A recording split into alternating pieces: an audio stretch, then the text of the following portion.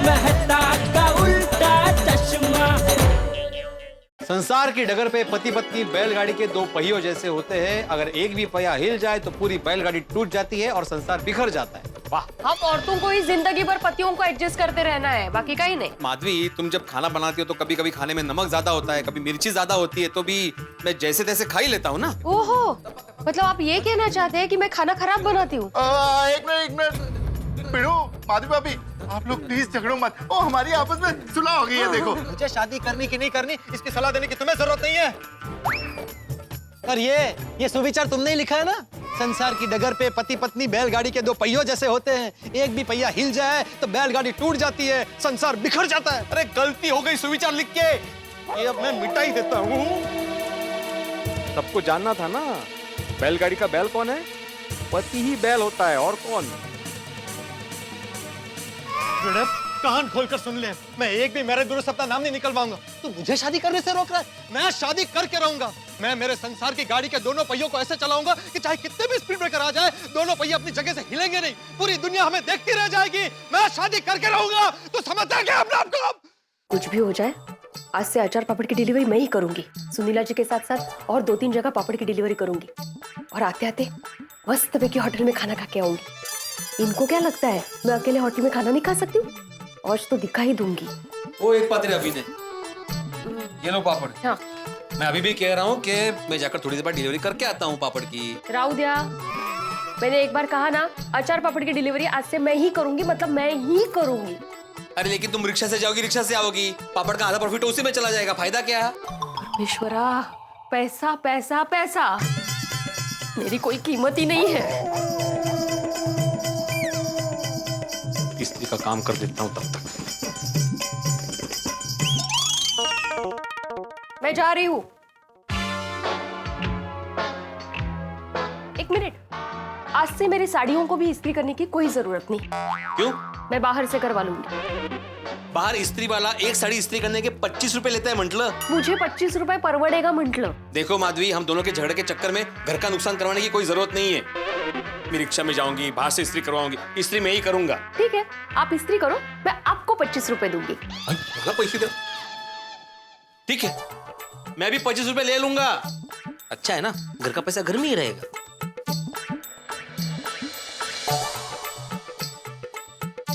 भिड़े भाई। हाँ, अरे अब्दुल, हाँ आओ आओ आओ। पंप ठीक हो गया है?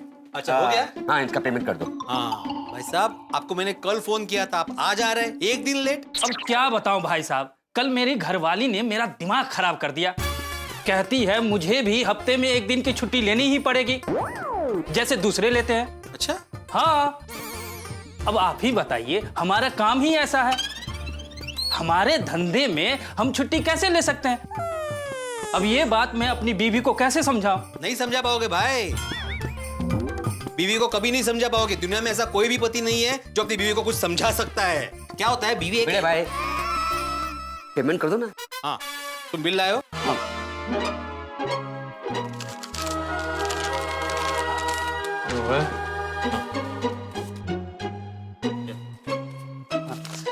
धन्यवाद भिड़े भाई साहब, अब मैं चलता। हाँ जी।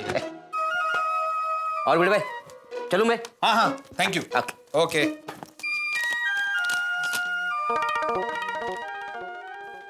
क्या हो गया? इतनी जल्दी डिलीवरी हो गई? नहीं, मैं मेरा पर्स भूल गई थी इसलिए। काम ठीक से नहीं होता क्या? है ना? खाना पका रहे हैं आप? क्यों? मेरी इतनी क्यों चिंता हो रही है? तुम जाओ ना बाहर, खाना खाओ ना, मैं देख लूंगा मेरा। मैं तो होटल में ही खाने वाली हूँ, लेकिन जलने की बू आ रही है। वो कहाँ से आ रही है? क्या रखा है अपने गैस पे? हाँ, लेकिन मेरे गैस पे तो कुछ नहीं रखा है। तो जलने की बू कहाँ से आ रही है?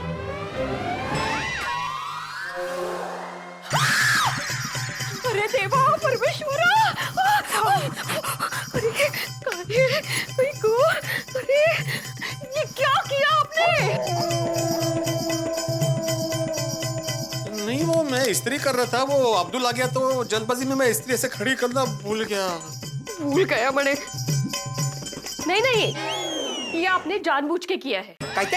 हो, मेरी साड़ी है ना, तो मेरा गुस्सा मेरी साड़ी पे निकला।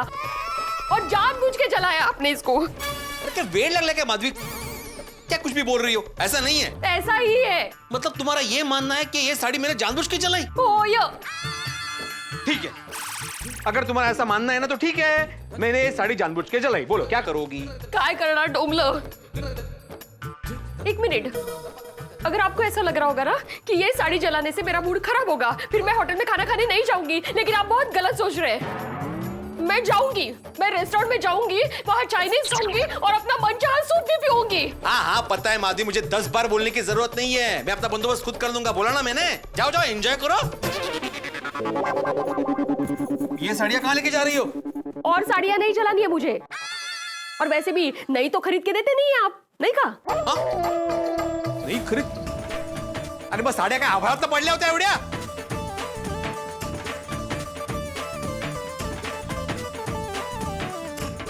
बोल, ये झगड़े के चक्कर में मेरा ही नुकसान होगा। ये बीवी अपने आप को समझती क्या? अगर वो खाना नहीं बनेंगे तो हम पति क्या भूखे रहेंगे? अरे जाओ जाओ जाओ, बाहर जाके खाना खाओ, मैं अपना देख लूंगा। माधवी डिलीवरी करने के लिए ऑटो में अकेले जाएगी? नहीं, हमारे जमाने के लोग बीवियों को ऐसे अकेले नहीं भेजा करते। झगड़ा अपनी जगह और पति की जिम्मेदारी अपनी जगह। मैं ही जाके स्कूटर पे डिलीवरी करके आता हूं।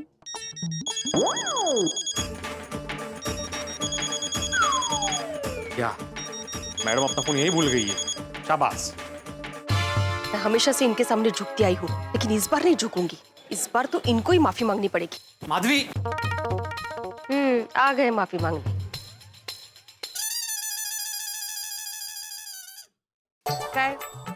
मैं ये कहने आया था कि मैं तुम्हें सखारम पे छोड़ देता हूँ, तुम्हें अकेले नहीं जाना पड़ेगा और रिक्शा के पैसे बच जाएंगे।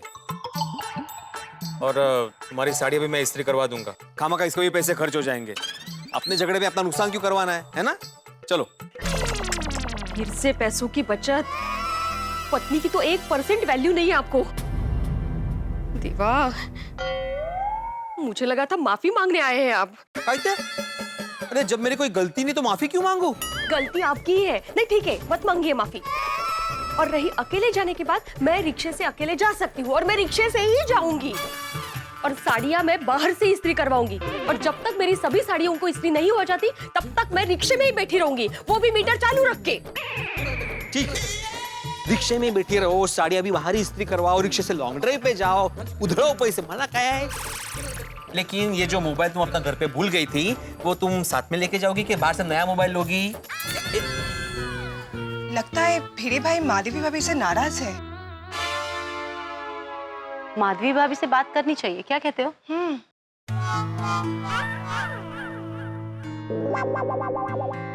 माधवी भाभी। हाय। माधवी भाभी, आपका ध्यान किधर है? हाँ माधवी भाभी, आप ठीक तो हो ना? हाँ, मैं ठीक हूँ। गर्मी कितनी है बाप रे। वो गर्मी कुछ ज्यादा ही है। आपका गर्मी के कारण मूड ऑफ है कि आपको कोई और टेंशन है? माधवी भाभी बताइए ना, आपको क्या टेंशन है? और आप ये साड़ियाँ लेके कहाँ जा रहे हो? वो इस्त्री में देने के लिए। क्या? मेरा मतलब है क्यों? आपकी साड़ियाँ तो भिड़े भाई इस्त्री करते हैं ना? हाँ, तो आप बाहर क्यों जा रहे हो इस्त्री करने के लिए? भिड़े भाई ने मना कर दिया क्या? अच्छा, समझ गई। मैं समझ गई कि आपका मूड क्यों खराब है। क्या समझ गई आप? आपका भिड़े भाई के साथ झगड़ा हुआ है ना? नहीं, ऐसा कुछ नहीं है। अच्छा, ऐसा कुछ नहीं है तो आप हमसे इतनी नजरें क्यों चुरा रही है? सच बताइए, भिड़े भाई से झगड़ा हुआ है ना? देखिए माधवी भाभी, आप हमसे झूठ नहीं बोल सकती, बताइए। माधवी भाभी, आपको हमारी दोस्ती की कसम, प्लीज बताइए ना क्या हुआ है। हाँ, लेकिन आप लोगों को ऐसा क्यों लग रहा है कि हमारा झगड़ा हुआ है? वो एक्चुअली हम लोगों ने दूर से देखा कि आपके और भिड़े भाई के बीच में कुछ बहस हो रही थी। माधवी भाभी, हमसे क्या छुपाना, बताइए ना। देखिए, गोकुलधाम सोसाइटी एक परिवार ही तो है।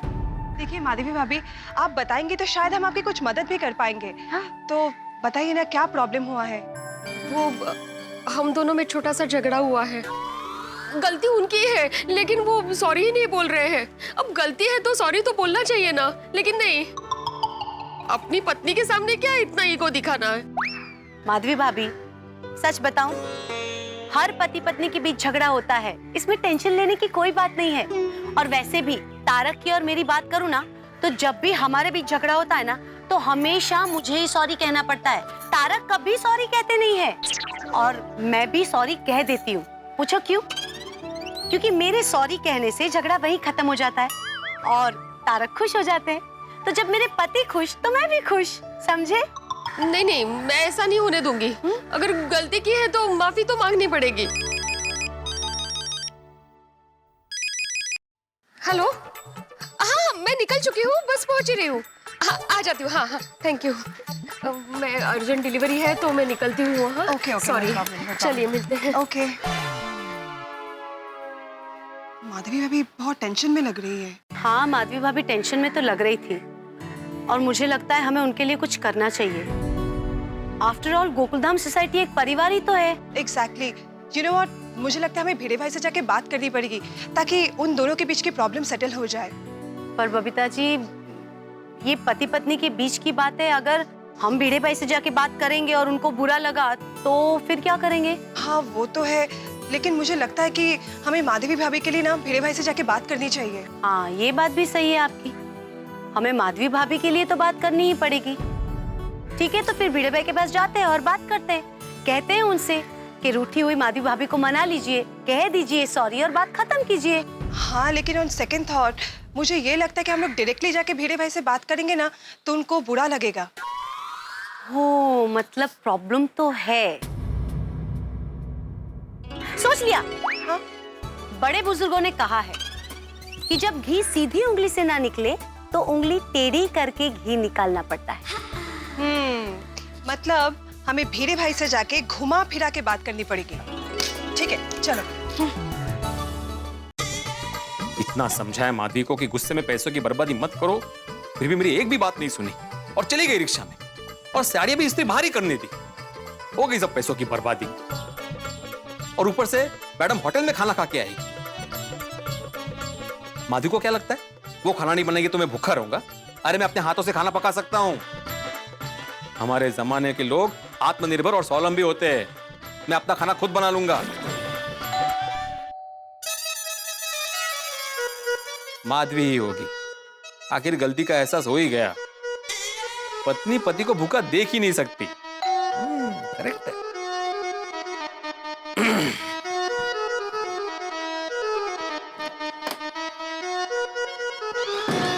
आ गई आप। भिड़े भाई, बबीता जी, अंजलि भाभी, आप यहाँ अचानक? हाँ, क्यों हम नहीं आ सकते?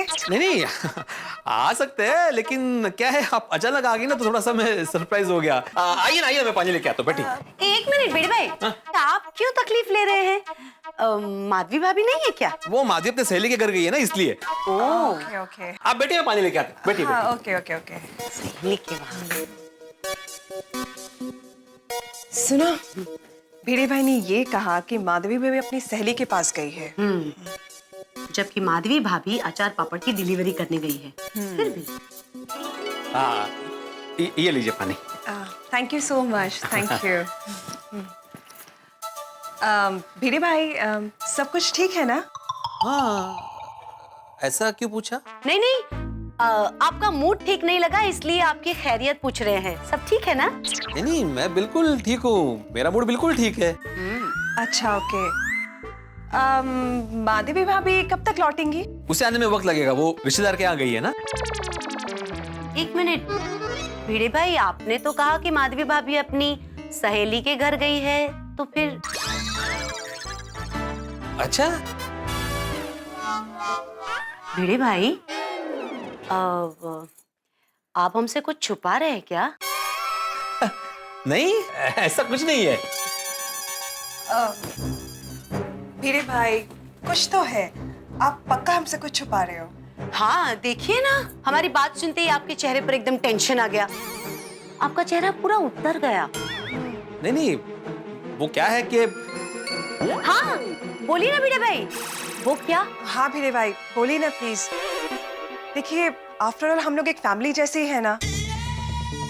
अब इन्हें सच कैसे बताऊं कि मेरा मूड वाकई खराब है, क्योंकि मेरा माधवी के साथ झगड़ा हुआ है। बबीता जी, मुझे तो सच में लग रहा है कि माधवी भाभी और भिड़े भाई के बीच जरूर कुछ हुआ है। नहीं नहीं, कुछ नहीं हुआ है। आप लोगों को ऐसा क्यों लग रहा है कि कुछ हुआ है? नहीं, वो माधवी भाभी हमें नीचे मिली ना, तो उनका मूड ठीक नहीं था, है ना? हाँ, वो हमने उन्हें हाय किया था तो फिर भी उन्होंने कोई जवाब नहीं दिया। अच्छा, मतलब ये दोनों जानती थी पहले से कि माधवी घर पे नहीं है। अच्छा, शायद कुछ सोच रही होगी माधवी। हाँ, वही तो हमें भी लगा कि वो कुछ सोच रही है।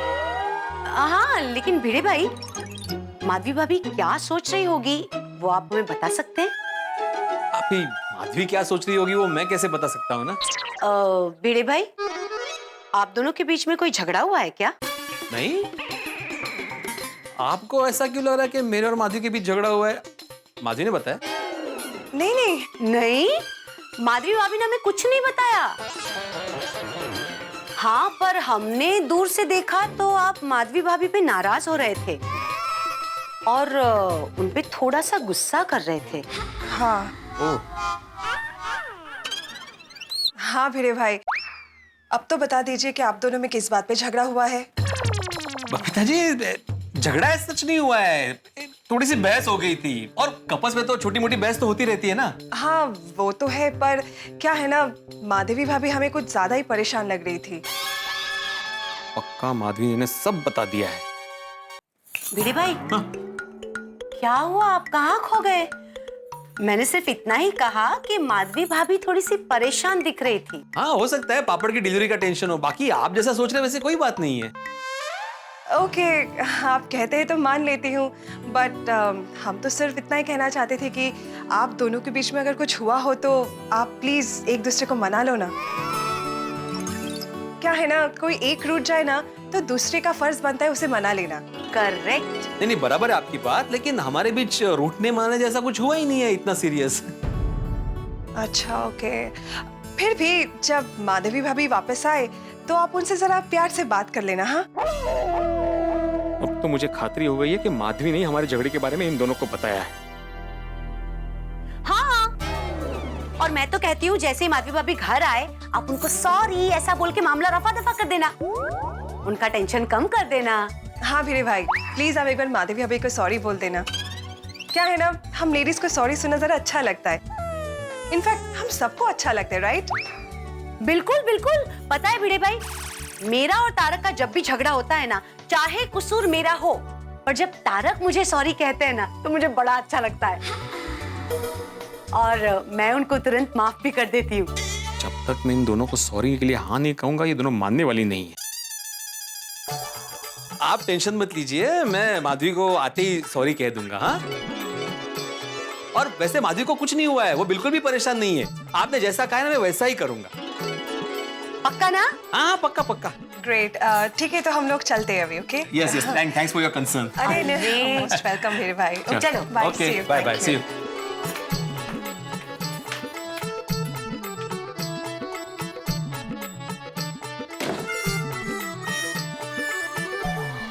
चलो, अच्छा हुआ हम लोगों ने भिड़े भाई से बात कर ली। एक्चुअली जिस तरह हमने भिड़े भाई को समझाया है ना, मुझे पक्का यकीन है कि अब वो माधवी भाभी को सॉरी बोल ही देंगे। गुड, और जैसे ही भिड़े भाई सॉरी बोलेंगे, माधवी भाभी का गुस्सा तुरंत ठंडा हो जाएगा। एंड आई एम श्योर उन दोनों के बीच में सुलह हो जाएगी। Yes, thank God. माधुला का वेट लग लेगा। हमारे झगड़े की बात गोकुलधाम के महिला मंडल को बताने की क्या जरूरत थी? एक तो गलती माधवी की, और अंजलि भाभी और बबीता जी बोल रहे कि मैं सॉरी बोलूं। मैं क्यों सॉरी बोलूं? मैंने कुछ किया ही नहीं है, तो मैं सॉरी नहीं बोलने वाला। ऐसे घर की बात कोई बाहर बताता है क्या? अब चाहे कुछ हो जाए, मैं सॉरी नहीं बोलने वाला। किसी ने सच ही कहा है कि औरतों के पेट में बात टिकती ही नहीं है। मित्रों, पति पत्नी का रिश्ता बड़े कमाल का होता है। दोनों के बीच में प्रेम होता है, प्यार होता है, तो अनबन भी हो सकती है। यही हुआ भिड़े के साथ। अब देखिए ना, अंजलि और बबीता जी की बातें सुन के भिड़े का गुस्सा इस वक्त 7वें आसमान पर जा रहा है। किसी भी पति को अच्छा नहीं लगता कि उन पति पत्नी के बीच की बात पत्नी बाहर करे, लेकिन माधवी भाभी ने जो कुछ भी बताया अंजलि और बबीता जी को, तो भोले भाव से बताया। लेकिन अब देखते हैं कि आगे क्या होता है। भाई, आगे जो भी हो ये तो मैं इस वक्त नहीं बता सकता, लेकिन इतना जरूर तय है कि जो भी होगा वो होगा ठाकुर के साथ। वैसे देखने वाली बात होगी क्या माधवी अभी बाहर से खाना खा के आएंगी? क्या भिड़े खुद खाना बनाएगा? क्या भिड़े को खाना बनाना आता भी है या सॉरी बोल के सारा मामला निपटा देगा? जो भी होगा, इस कहानी में आगे क्या दिलचस्प मोड़ आते हैं ये जानने के लिए देखते रहिए तारक मेहता का उल्टा चश्मा। देखते रहिए, हंसते रहिए। हेलो दोस्तों, अगर आपको तारक मेहता का उल्टा चश्मा के अपडेट्स सबसे पहले चाहिए तो जाइए हमारे YouTube चैनल पर और सब्सक्राइब कीजिए।